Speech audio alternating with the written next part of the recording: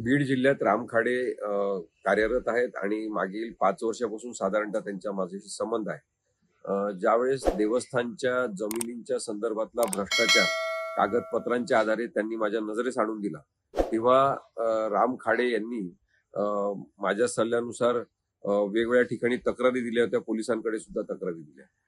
परंतु राम खाडे यांच्या प्रयत्नांना काही यश येत नव्हतं. त्यामुळे परत ते माझ्याकडे आले, तेव्हा मग आम्ही ठरवलं की साधारणतः 1,000 कोटींपेक्षा जास्त असा एक आर्थिक गैरव्यवहार सुरेश धस हे भाजपचे आमदार जे आहेत त्यांनी केलेला आहे असं लक्षात आलं.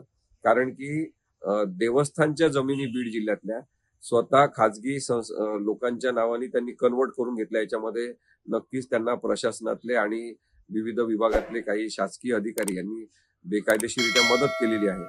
मग या संदर्भातल्या कागदपत्रांसह मुंबईच्या ईडी ऑफिसला आम्ही तक्रार केली. तक्रार दाखल केल्यावर सुद्धा ईडीने काही कारवाई केली नाही, कारण का ते भाजपचे आमदार असल्यामुळे कदाचित कारवाई केली नसेल. त्यामुळे परत पोलिसांकडे तक्रारी केल्या, पोलिसांनी दखल घेतली नाही. मग राम खाडेंनी ठरवलं की आपण उच्च न्यायालयात जायचं. उच्च न्यायालयात औरंगाबादच्या गेल्यावर न्यायालयाने निर्देश दिले की सुरेश धस आणि त्यांच्यासह इतरांवर गुन्हा नोंद झाला पाहिजे. मग पोलिसांनी केवळ गुन्हा नोंद केला, परंतु कोणालाही अटक करत नव्हते. त्यासाठी राम खाडे पाठपुरावा करत होते.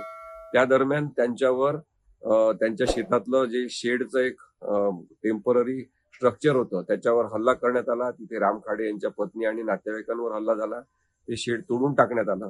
तिथलं मशिनरी तिथली काहीतरी काढून टाकण्यात आली. या संदर्भात सुद्धा राम खाडेंनी मग माझ्याकडे येऊन सगळी माहिती दिली होती.